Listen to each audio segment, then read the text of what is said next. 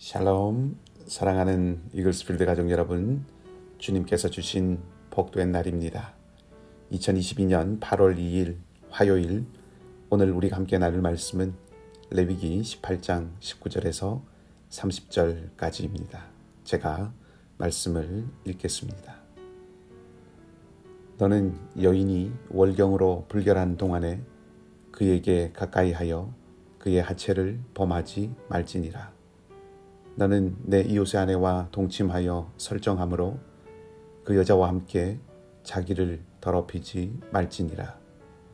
너는 결단코 자녀를 몰렉에게 주어 불로 통과하게 함으로 내 하나님의 이름을 욕되게 하지 말라. 나는 여호와이니라. 너는 여자와 동침함 같이 남자와 동침하지 말라. 이는 가증한 일이니라. 너는 짐승과 교합하여 자기를 더럽히지 말며 여자는 짐승 앞에 서서 그것과 교접하지 말라. 이는 문란한 일이니라. 너희는 이 모든 일로 스스로 더럽히지 말라. 내가 너희 앞에서 쫓아내는 족속들이 이 모든 일로 말미암아 더러워졌고 그 땅도 더러워졌으므로 내가 그 악으로 말미암아 벌하고 그 땅도 스스로 그 주민을 토하여 내느니라. 그러므로 너희 곧 너희의 동족이나 혹은 너희 중에 거류하는 거류민이나 내 규례와 내 법도를 지키고 이런 가증한 일에 하나라도 행하지 말라. 너희 전에 있던 그 땅 주민이 이 모든 가증한 일을 행하였고 그 땅도 더러워졌느니라. 너희도 더럽히면 그 땅이 너희가 있기 전 주민을 토함같이 너희를 토할까 하노라. 이 가증한 모든 일을 행하는 자는 그 백성 중에서 끊어지리라. 그러므로 너희는 내 명령을 지키고 너희가 들어가기 전에 행하던 가증한 풍속을 하나라도 따름으로 스스로 더럽히지 말라. 나는 너희의 하나님 여호와이니라. 아멘. 이스라엘 백성들이 따르지 않아야 할 그릇된 것들에 대한 말씀이 오늘 본문의 내용입니다.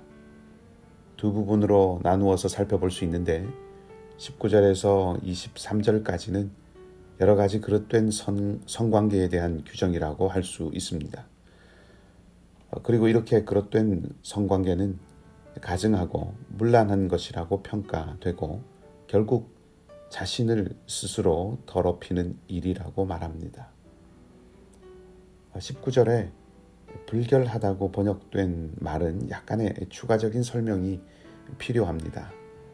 이 말의 히브리어는 불결이라는 말도 되지만 약하다라고 하는 의미도 갖고 있습니다. 그러니까 월경 중에 여인이라는 말은 육체적으로 약해져 있는 여인이라는 뜻도 함께 담고 있다는 것이지요. 이 여인이 약해져 있기 때문에 남성이 자신의 정욕을 위해서 약한 여성을 함부로 대하지 않아야 한다는 것도 이 규정이 말하고 있다는 뜻입니다. 19절에서 금지하고 있는 관계를 정결하고 부정한 그런 차원에서 바라보는 것뿐만 아니라 약한 자를 향한 태도라는 측면에서도 생각하고 적용해 볼 수 있습니다. 오늘 규정들 가운데 한 가지 특이한 것이 있는데 21절에 나오는 몰렉 숭배에 대한 것입니다. 오늘 본문인 18장과 금요일에 묵상할 20장에서 다루고 있는 것이 거의 모두 성관계에 대한 규정인데 18장 21절과 20장 2절에서 5절까지는 성관계에 대한 것이 아니고 우상 숭배에 대한 것이기 때문입니다. 그래서 얼핏 보면 18장의 규정과 관계가 없는 규정이라고 생각하기가 쉽습니다. 그런데 이 몰렉을 섬겨서 자녀를 제물로 바치는 행위가 여기 본문에 들어가 있는 이유가 있습니다. 20절 말씀을 보면 설정했다는 말이 나오는데 그때 쓰인 것과 같은 단어가 21절에 쓰였고 그것을 21절에서는 자녀라는 말로 번역했습니다. 이 말은 본래는 C라는 말로 옮길 수 있는 것인데 20절과 21절 모두 준다, 주다라고 하는 동사와 함께 쓰였습니다. 그것을 20절에서는 설정하다, 그리고 21절에서는 자녀를 주어 이렇게 번역을 한 것이죠. 그러니까 그릇된 성관계를 맺으며 설정하는 것과 자녀를 몰렉에게 주는 것이 모두 씨를 잘못 주고 있는 경우라는 것입니다. 그리고 본디 히브리어 본문에는 불에 대한 언급은 없습니다. 문자적으로 번역하면 몰렉에게 주어서 지나가게 한다 하는 뜻입니다. 몰렉은 암몬 사람들이 섬기던 신인데 뜨겁게 달궈진 몰렉 그 신의 손에 어린아이를 산채로 드리는 형태로 제사를 드렸다고 알려져 있습니다. 끔찍하고 악한 일이지요. 몰렉에게 자녀를 드리는 행위는 궁극적으로 하나님이 주신 생명을 죽음으로 내몰아서 생명을 단절시키는 것이 됩니다.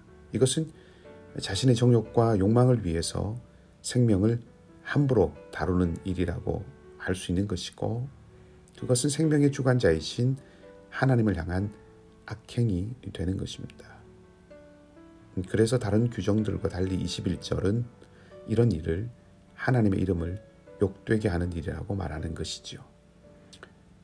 두 번째 부분인 24절부터는 여러 가지 가증한 행위들에 대한 종합적인 경고의 말씀이라고 볼 수가 있는데, 주목해 볼 두 가지가 있습니다. 먼저 24절과 25절을 보면 하나님 앞에서 옳지 않은 일들을 하게 될 때, 첫째는 그 일을 행한 사람이 더럽혀지고, 두 번째는 그 땅이 더러워진다고 말하고 있습니다. 사람이 오염되고 죄에 사로잡히고 마음이 더러워지는 것은 쉬이 이해할 만합니다. 하지만 땅이 더러워진다는 것은 무슨 의미인가 하는 것을 생각해 보아야 할 것 같은데, 이 말은 땅으로 대변되는 이 시대의 문화나 환경, 이런 것들을 총체적으로 표함하는 것으로도 볼 수 있을 것 같습니다. 즉, 더럽혀진 사람들이 만들어가는 이 땅의 모습은 하나님 보시기에 옳지 않은 환경으로 변해간다는 것이죠. 가증스러운 행실로 사람이 더럽혀질 뿐 아니라 땅까지 더러워진다는 이 말은 사람과 그 땅을 구별해서 생각하지 않게 하는 것입니다. 땅에 대한 책임감, 문화와 세상, 환경에 대한 책임감을 묻는 말인 것입니다. 우리와 이 땅, 개인과 사회, 사람과 자연, 이 모든 것들이 깊이 연결되어 있다는 것이죠. 인간이 악행을 저지르고 그 인간의 악행이 사회와 이 땅의 질서를 깨뜨리고 또 자연과 생태계를 파괴하고 혼란하게 만들어간다는 경고입니다. 사람이 이런 책임감을 상실하고 삶을 일구어 오늘의 본문의 표현처럼 땅이 더러워지게 되면 그 땅이 그곳의 사람을 토해낸다고 말합니다. 이것은 땅이 사람을 몰아내는 어떤 능력을 가지고 있다는 말이 아니라 궁극적으로 하나님의 엄중한 심판이 나타나게 될 것이라는 말입니다. 하나님은 무한한 자비와 인내를 가지고 계시지만 악을 용인하고 묵인하시는 분은 아니시기 때문입니다. 때문에 우리는 신앙을 단순히 개인의 영역으로만이 아니라 공적인 자리에까지 확대하고 살아가야 합니다. 이 부분에 대해서는 20장 말씀을 묵상할 때 조금 더 생각해 볼 수 있을 것 같습니다.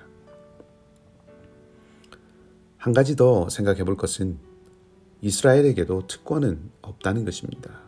28절입니다. 너희도 더럽히면 그 땅이 너희가 있기 전 주민을 토함같이 너희를 토할까 하노라.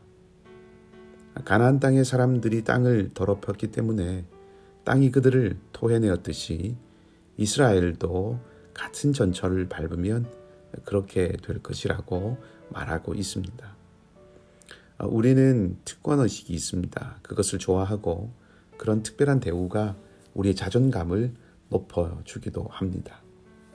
물론 하나님에게 우리는 특별합니다. 당신의 자녀로서 우리는 아주 귀중한 존재들입니다. 그러나 동시에 우리가 늘 생각해야 하는 것은 하나님의 공평하심과 의로우심입니다.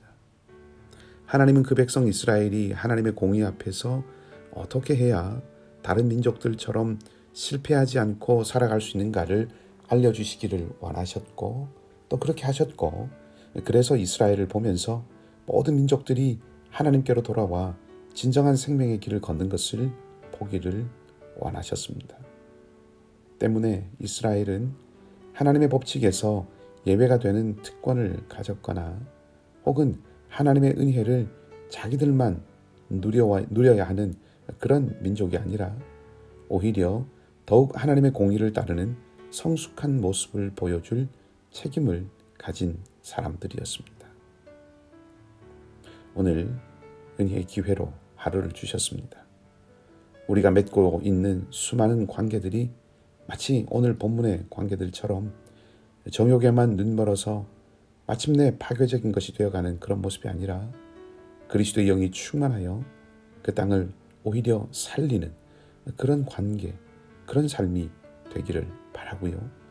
하나님의 공의 앞에 겸손히 우리를 낮추어서 오늘도 섬기는 자로 그리스도의 길을 걷는 복된 삶이 되어서 하나님이 주시는 영원한 복, 영혼의 복을 누리며 사는 그 은혜가 있기를 주님의 이름으로 간절히 축복합니다. 함께 기도하십시다. 은혜의 아버지 하나님, 우리 위에 아들을 주시고 새 생명의 은혜를 주셔서 하나님의 자녀 삼아주심에 감사를 드립니다. 우리에게 그렇게 살 길을 주셨는데도 우리는 연약하고 얼룩져 있어 여전히 온전하지 못하고 비틀거릴 때도 있고, 때로 완악해지는 우리의 마음을 막아서지 못하고 무너질 때도 있으며, 육신의 일락만을 구하며 살아가는데 온통 관심과 마음과 몸을 빼앗길 때도 있음을 고백하지 않을 수 없습니다. 긍휼의 아버지, 오직 주님의 긍휼과 자비하심으로만 우리가 새롭게 되고 견고하게 됨을 믿사오니 주님의 영으로 우리 각 사람의 심령 속에 다시 한번 오늘도 역사해 주셔서 주님의 길을 기꺼이 즐거움으로 따르는 우리가 되게 하여 주시옵소서. 오늘도 삶의 질고를 지고 주님의 자비와 회복을 구하는 모든 자리자리마다 우리 주님 친히 위로와 소망이 되어 주시기를 간절히 바라고, 오늘 귀국하는 도미니카 단기 선교팀 가운데 끝까지 함께하여 주시기를 바라며 좋으신 주님 예수 그리스도 이름으로 기도하옵나이다. 아멘. 말씀을 기억하고 기도하시기 바라고요. 오늘도 주님과 함께 동행하는 복된 하루가 되시기를 주님의 이름으로 축복합니다.